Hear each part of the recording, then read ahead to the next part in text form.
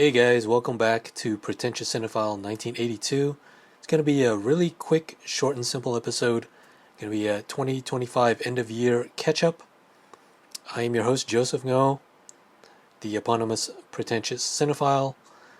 Check out our past works at pretentiouscinephile1982.blogspot.com and just type in that same username in the YouTube and you should see one result come up, and that should be us. So, like I said, really short, sweet, and simple episode for you guys today. Going to be talking about the Knives Out trilogy, as I mentioned at the end of the last episode. If you guys did your homework, good job. Sorry, I won't be talking about it like, in-depth, deep dive conversation, but hope you guys had fun with it watching Wake Up Dead Man. We're going to be starting off with that first. And then gonna get into some TV stuff. The Diddy documentary. I'm gonna recommend you guys what is the best Diddy documentary, since that's kind of been trending at the end of the year with the Netflix Sean Combs' The Reckoning documentary produced by 50 Cent, Curtis Jackson, his real name. We're gonna be talking about the Kanye documentary, In Whose Name, since that just kind of dropped on VOD. And I had watched that, so wanted to get some thoughts about that and the polarizing figure known as Ye in this conversation, or monologue, conversation talking to myself, as per usual. And then, not really cinematic, I know, guys, we're talking about, a lot of celebrity figures and documentaries and TV shows, but we're going to finish it off with talking a little bit about one of my favorite films of the year, of 2025 anyway, I should say, Marty Supreme by Josh Safdie. Had a really great time with it. Blew my mind. Couldn't stop thinking about it afterwards. Listened to the soundtrack, and it lives in my head rent free for the past couple of weeks since I've seen it. So gonna be ending it with that. So it's kind of a cinema sandwich, So got two films in the beginning and the end, and in between there's some shit, so to speak, a shit sandwich, like Frank Reynolds says in Sunny in Philadelphia, right? So there you have it. That's what we're going to be talking about, and let's get right into Knives Out. So I watched Knives Out and then Glass Onion before watching Wake Up Dead Man, and you guys, it's not required to do that, because the stories don't continue. It's not a serialized story. It's they're one-offs. But if you want to, get into the mood and get into that kind of zone, get into that, mood of a Rian Johnson Knives Out, Benoit Blanc caper mystery, then I highly suggest doing that. They're a lot of fun, especially if you haven't seen Knives Out or Glass Onion in a while, which I haven't.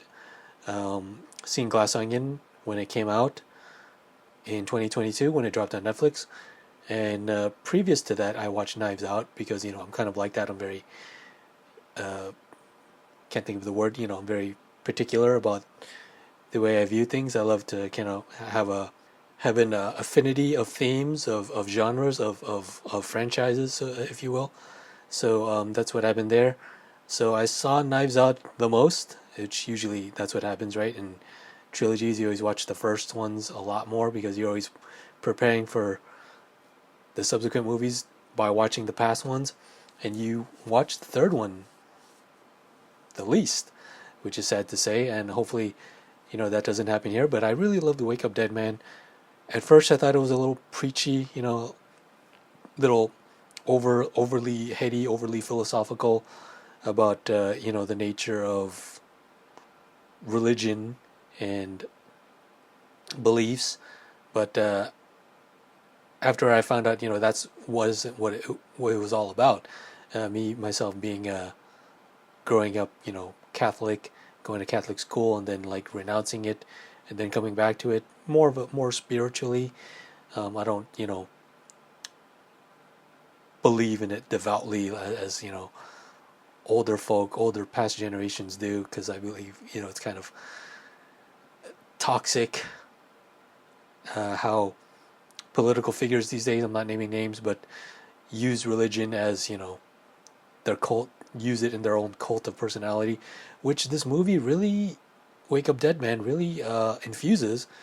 And particularly the Monsignor Wicks character, very, I didn't want to turn this political, but very Trump-esque, very just using people's insecurities and anxieties against their will, against, for himself, for his own personal power and his own personal gain.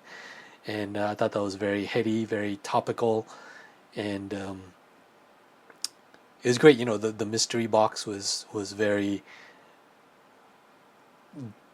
elaborate, very labyrinthian, as you would expect from a Rian Johnson Knives Out mystery, Benoit Blanc mystery, whatever you want to call it. I do remember the Glass Onion being just a lot of fun. The mystery wasn't that great because it was kind of out in the open, but there's some twists and turns in there that I really liked. It was a lot of fun hanging out with all those like influencer celebrity types. That was a lot of fun. Knives Out felt a lot more close to his influences. Rian Johnson being Agatha Christie, the wealthy family, and who killed the man who left them out of the will. Spoilers for Knives Out. So I felt like Wake Up Dead Man was more in line with Knives Out, but all three of them are very distinctive films, and that's really great. Gotta say, Knives Out, rewatching Knives Out now, probably still my favorite. It just felt so novel, right? Just felt so different, and him coming off of Star Wars: The Last Jedi, I'm talking about Rian Johnson, really felt that he was kind of, breaking out of that toxic fandom and saying, I'm free now. And you feel that. You feel this kind of creative outlet kind of just let loose. And it's a joy to behold, so you can really feel that in Knives Out. You don't feel it doesn't feel like Glass Onion, or not that I'm saying that Glass Onion or Wake Up Dead Man feels a little tied down, like it's getting old, he's getting tired of it, but Knives Out just felt more fresh. And if I had to rank them, I would probably go Knives Out, Wake Up Dead Man, Glass Onion. But who knows where I'll rank that a few years from now? Who knows when there's going to be another one? So those are my thoughts on the Knives Out Benoit Blanc trilogy. There is a lot of fun. I highly recommend it for anyone who's into mystery genre, who's into Rian Johnson. Rian Johnson loves that kind of genre with Brick and Looper. So I didn't see The Brothers Bloom. So highly recommend Knives Out. What's your guys' favorite Knives Out Benoit Blanc murder mystery?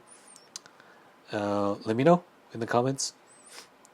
And moving on to Diddy, in light of the recent release of Sean Combs' The Reckoning, which came out a bit late. It was supposed to drop, mid 2025, but probably editing and the verdict and everything, they had to make room for more story, for the headlines of those.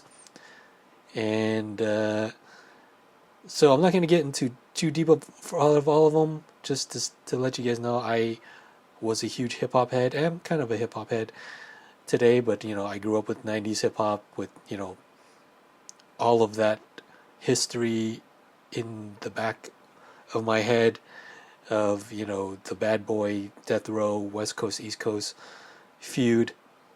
And I was a fan of Biggie. I was a fan of some of Puff Daddy, then Puff Daddy's music. So it was a shock to all of us in the hip hop community, and when all of this came to light. But not was it really though? I mean, he was always kind of this kind of mogul who got what he wanted. I mean, his nickname Puff Daddy meant not that he smoked a lot of weed. He probably did that too, but it was originated because he was very temperamental, right? He's just had a bad temper. If you, I think it sums up concisely when you see that scene where he's just like huffing and puffing, like, I'll get anything I want. I need to get anything I want, or whatever I want, I will get, or something like that. He's in his office as like an old 90s, big ass computer and landline, and he's just like throwing shit around. It's like, yeah, that's him, man. He's just like this petulant child who's spoiled brat who will get whatever he wants and will throw temper tantrums. It's just, what did you think was going to happen when if you give that guy a lot of power? You know what I mean? Like, it speaks to a lot of other like CEO types that are like that. Probably why they had that drive, but you got to keep that in check, right? They're not very. When you give somebody that much power, they're going to abuse it, right? So that's all I'll say about that. If you guys are interested, there's like a bunch of documentaries. Sean Combs The Reckoning on Netflix, Diddy, The Making of a Bad Boy on Peacock. That one is okay. It's just one big giant movie. It's just like a rehash of all the stuff that he like, how he came up and all that stuff. So more of an origin story there. Rated really, poorly on IMDb and Rotten Tomatoes and what have you. So I probably would skip Diddy, The Making of a Bad Boy. I really do like the HBO Max, or then Max, series called The Fall of Diddy. It's 5 episodes, very comprehensive, and it delves into, they covered all of this as well in Sean Combs The Reckoning, but it shows, his assistant that dedicated a whole episode covering his assistant, and his assistant uncovering all of his secrets and what have you. So very comprehensive. Cassie shows a comprehensive look at Cassie Ventura as well. But if you just want to watch one, I gotta probably just go with Sean Combs The Reckoning, because it is up to date and it shows, what happens to him during the verdict. And spoiler warning, he gets away with it. I believe his lawyers, who he paid, pretty penny for, got him off on like few years, and he already had time served anyway, so he's gonna get off in like a couple of years, maybe next year, man. So for all the quote unquote atrocities that he's committed, he's still gonna get off. So surprise, this is America, right? To quote Donald Glover there. And that's the best Diddy doc for you guys. I highly recommend Sean Combs The Reckoning. Let's move on to In Whose Name is the 2025 American documentary film directed by Nico Ballesteros. Really, I was really shocked how he, a celebrity figure would divulge all of his personal, behind the scenes events throughout his, I think he filmed it for like 6 years or something like that. So started in 2019, when he was, the director was 18 years old, shot the film in 15-hour shoot days, cut the film down to an hour 46. So crazy. Shows everything from his fall from grace with Adidas and his Yeezy brand, and his marriage with Kim, his divorce with Kim.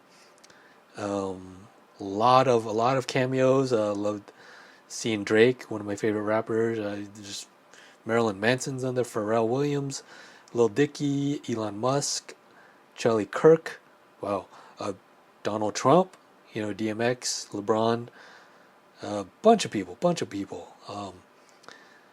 One of my favorite tidbits, if you guys know me, I love in-depth looks behind, what makes a celebrity. So I thought this was going to be kind of like a fluff piece. Not a fluff piece, but like just divulge little bits and pieces here. But this was like, his 2019 PR team this is like a nightmare for them. Like they showed everything, which is kind of crazy because nobody would do that. But I guess he's more, Kanye, I'm talking about Ye, whatever you want to call him. He's more in line with like being an artist, like an art, like performance art, and just showing the truth of who he is. And for better or worse, we get you get what you see is what you get, is what I'm trying to conjure up there.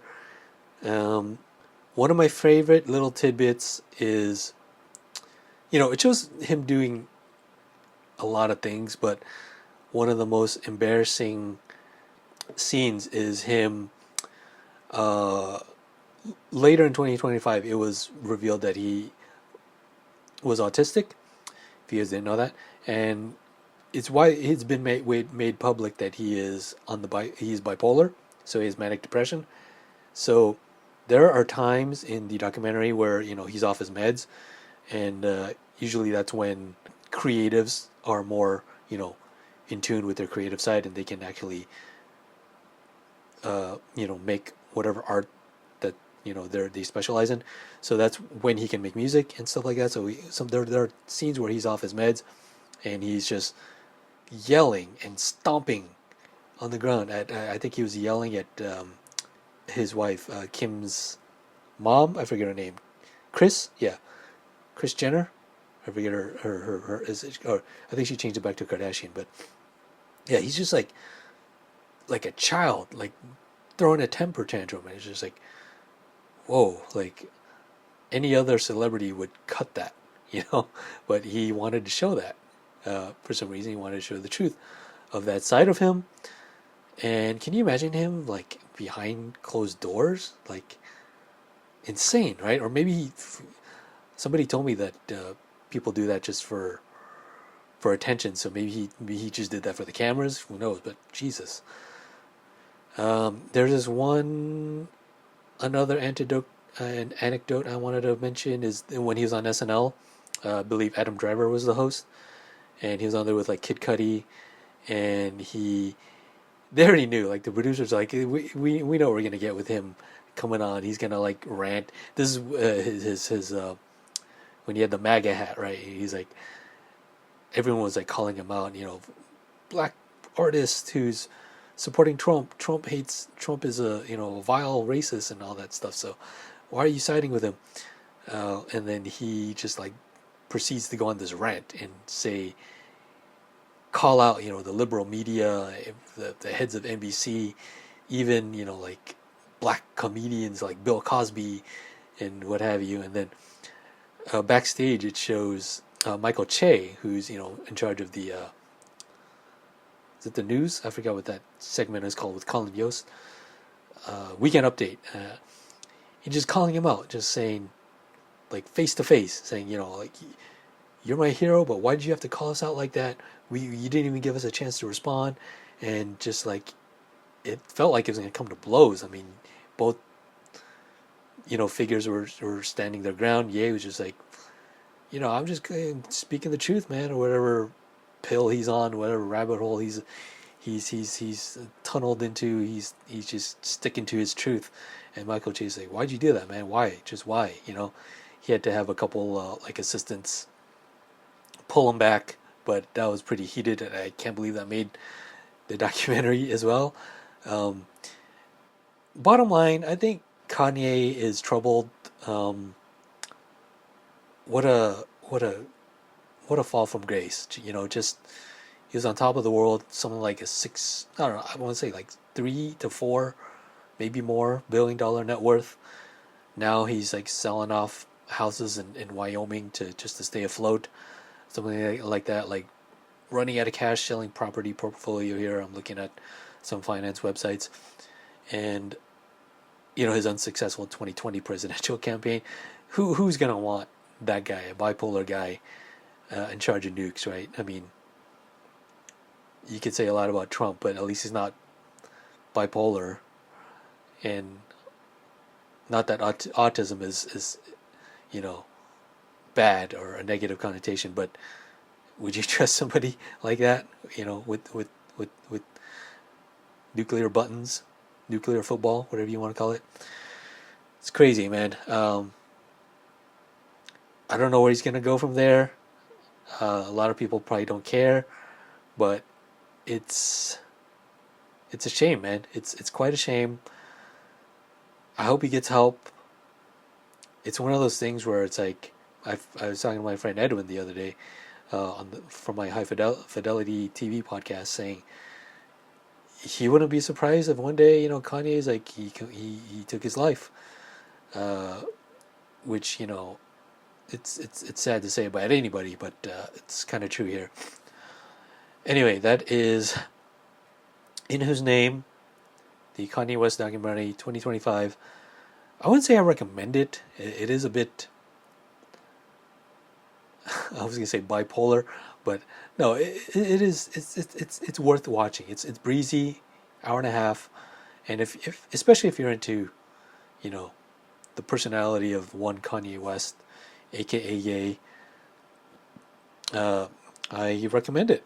But if you're not interested in him and you find him like repulsive and you can't stand the guy, yeah, skip it. Why are you watching that? Why are you listening to this?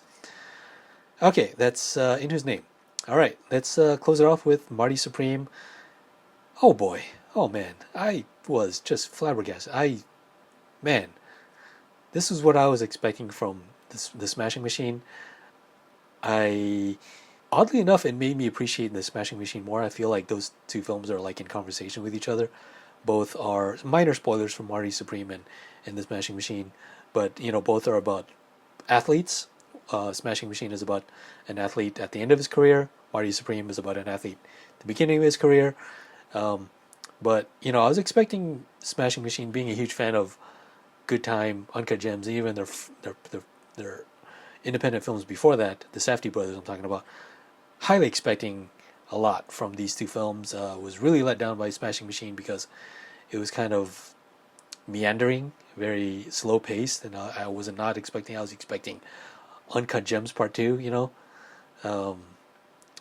Its style. That I wasn't expecting spoilers for Uncut Gems, but Howard dies, so there can't be unless you just want to do like a remake or something like a reboot or Uncut Gems in Spirit, but they're never going to do that. They're too good for that. Anyway, Marty Supreme, fantastic fucking movie, super crazy. Like that's what I was expecting from Smashing Machine, like wall to wall, insane. This is like drugged up ping pong guy like stories. I'm not doing it justice, but watching the Martin Scorsese documentary last year, I could see how Scorsese influenced the Safdies, just like that manic pace of like Goodfellas or Casino, dialed up to 11. Just crazy. Abel Ferrara, they're very influenced by him as well. That kind of gritty New York realism. Their casting is incredible. The way they just cast like normal people who inhabit their actual, professions.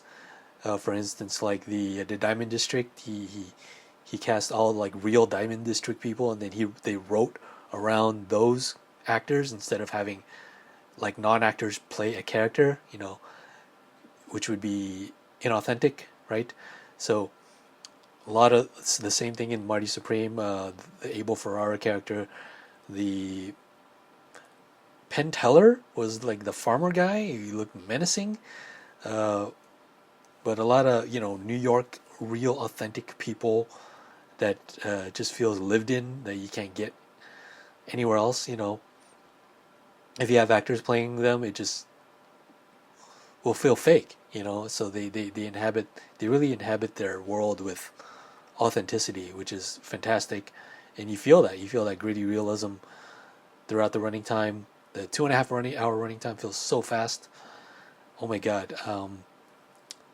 And Timothée Chalamet, just fan-fucking-tastic. Odessa Azion, Kevin Neal, everyone in the film was fantastic. I was on cloud nine. I was like high watching it, even though I was sober. If that makes any sense. So I loved it so much. It made me go back, and like the next day I watched Uncut Gems. Because I haven't seen it in a while too. But I missed their filmmaking. Uncut Gems was 2019. Benny Safdie made a TV series with Nathan Fielder in 2023 called The Curse, and that I should have predicted that from that show that the Smashing Machine would be on a different level, just because the Curse, he did that with Nathan Fielder, so I just thought, oh, maybe that Fielder made him go in like a different route, didn't feel like very safety, but watching the Smashing Machine and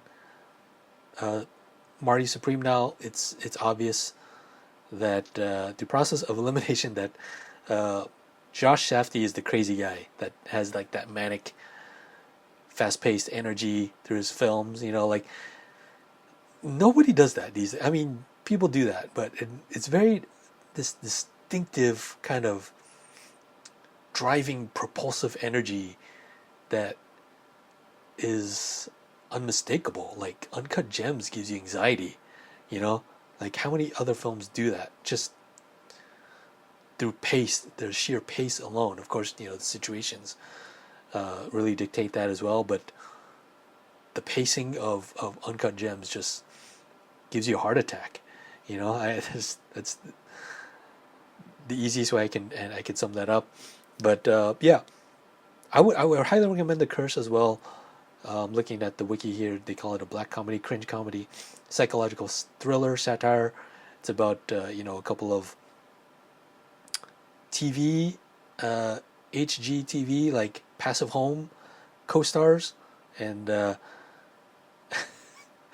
it's hard to sum up, but it is a show about TV hosts, and they get into some weird situations with their reality TV show that they are producing. I believe Benny Safdie plays the producer of their show.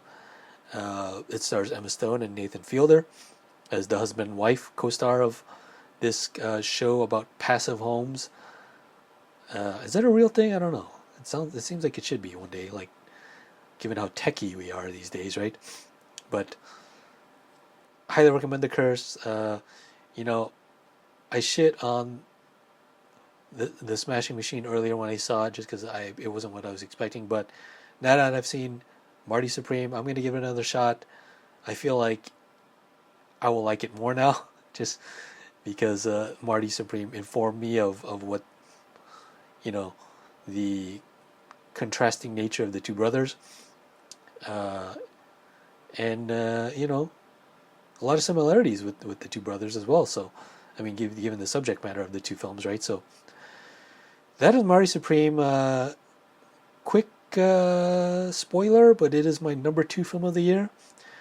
And with that, I wanted to tell you guys that I am recording the top 10 films of the year of 2025 with a friend. So you're not going to hear me just monologuing, talking to myself, and just struggling with coming up with words, just because I'm just like trying to fill in the dead air, the empty space, So it's going to be a huge help having somebody to bounce ideas off of. Maybe I'll be less monotonous, less less serious. Why so serious? Less of a blowhard.